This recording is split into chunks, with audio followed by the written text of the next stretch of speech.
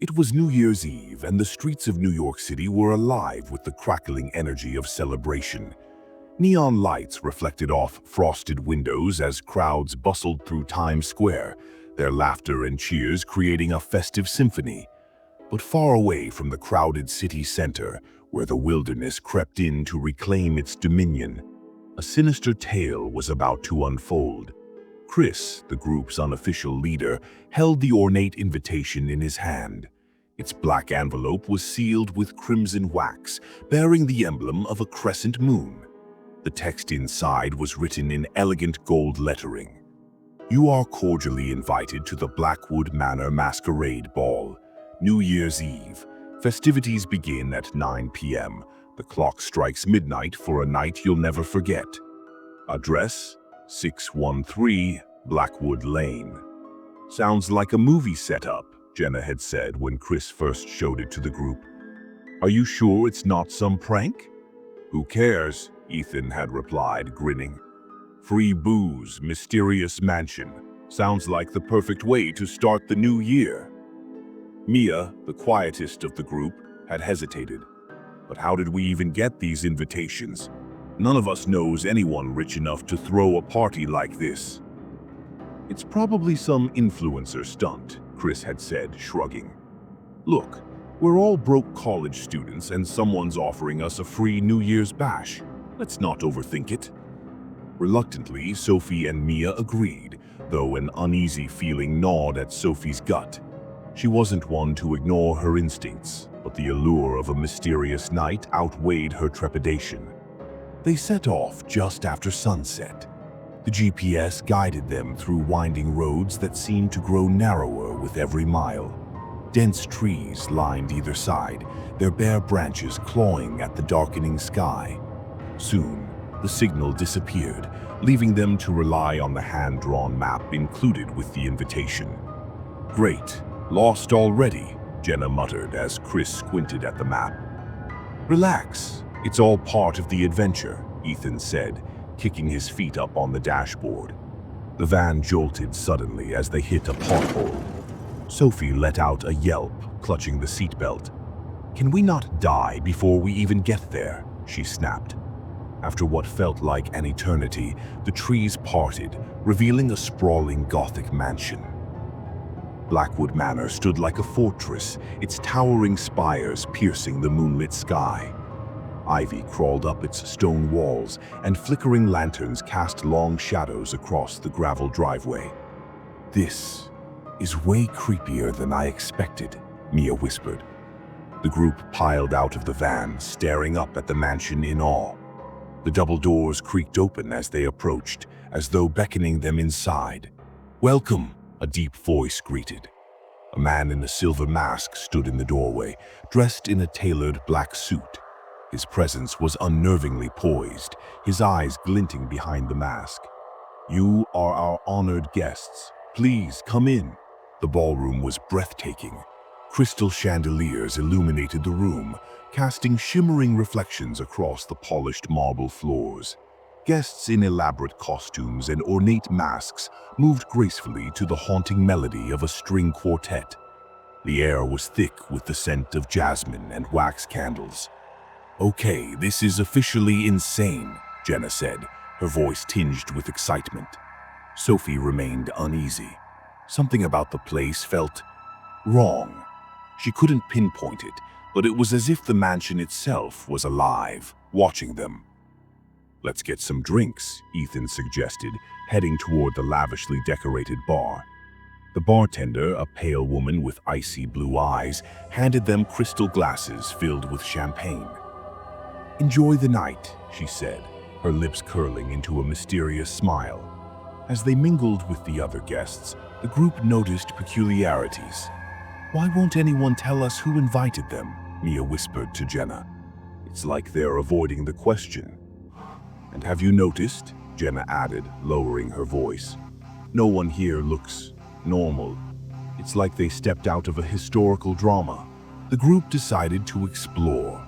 Ethan led the way upstairs, his curiosity outweighing any sense of caution. The grand staircase spiraled upward, flanked by stone gargoyles with menacing expressions. "This place is insane," Ethan said, running his fingers along the intricate carvings on the banister. They reached the hallway, its walls lined with oil portraits. Each painting depicted a masked figure, their expressions frozen in a mixture of anger and despair. "This is so creepy," Mia whispered, her voice barely audible. "Look at this," Sophie said, pointing to a brass plaque beneath one of the paintings. It read, "Lillian Beaumont, Eternal Guest." "What does that even mean?" Jenna asked, frowning. Before they could ponder further, a cold wind swept through the hallway, extinguishing the wall sconces. Shadows seemed to move on their own, slithering across the walls like living creatures. "I think we've seen enough," Sophie said, her voice shaking. But Ethan had already pushed open the door to the library. The room was dark, the only light coming from a flickering candelabra. Shelves lined with dusty books loomed over them, and the air smelled of mildew and decay. In the center of the room stood the clock. Its hands were frozen, yet the faint sound of ticking filled the air. "What the hell is this?" Chris muttered, stepping closer. Jenna picked up the leather-bound book, her hands trembling as she read the blood-red ink. "You are already part of the celebration." The door to the library slammed shut, the sound reverberating through the room like a thunderclap. The friends froze, their breaths visible in the sudden chill that enveloped them. "Who closed that?" Jenna whispered, her voice quivering. Chris rushed to the door, tugging at the handle. "It's stuck," he said, pulling harder, but the heavy oak didn't budge. "Guys, I don't like this," Sophie muttered, her eyes darting around. The flickering candlelight cast long, shifting shadows on the walls, and the faint ticking from the clock grew louder. Jenna turned back to the book she had been holding. The once blank pages were now filled with strange symbols and sketches of grotesque figures. As she flipped through, the text shifted before her eyes, forming new words. "The midnight ritual. 5 souls to complete the circle. When the clock strikes 12, you will be one with us." "What the hell does this mean?" Jenna said, her voice rising. "It means we need to get the hell out of here," Ethan snapped, his earlier bravado completely gone. The whispers began then, soft at first but growing louder. They came from everywhere and nowhere, a symphony of voices speaking in a language none of them understood. The shadows on the walls seemed to ripple and shift, taking on vaguely humanoid forms. "What's happening?" Mia cried, clutching Sophie's arm. The clock in the center of the room began to move, its frozen hands ticking backward. "This isn't real," Chris muttered, shaking his head. "This can't be real." Suddenly, one of the portraits on the library wall caught Sophie's eye.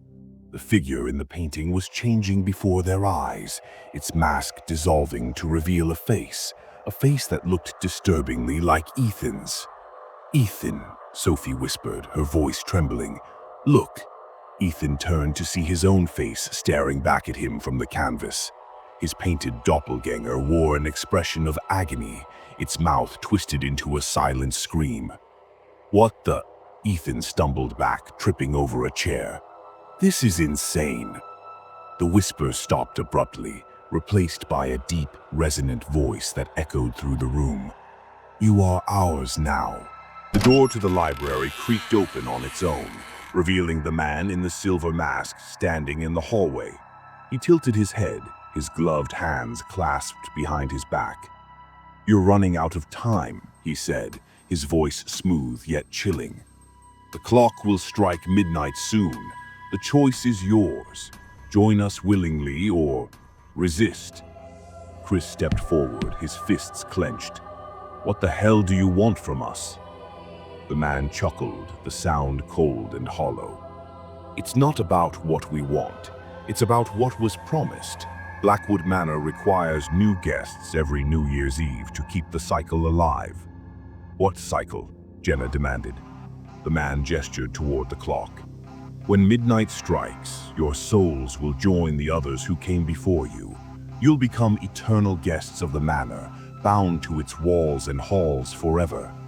"That's not going to happen," Chris shouted, lunging at the man. But as his fist connected, the figure dissolved into black smoke, reappearing behind them with a low, mocking laugh. "You cannot fight what is already written," he said.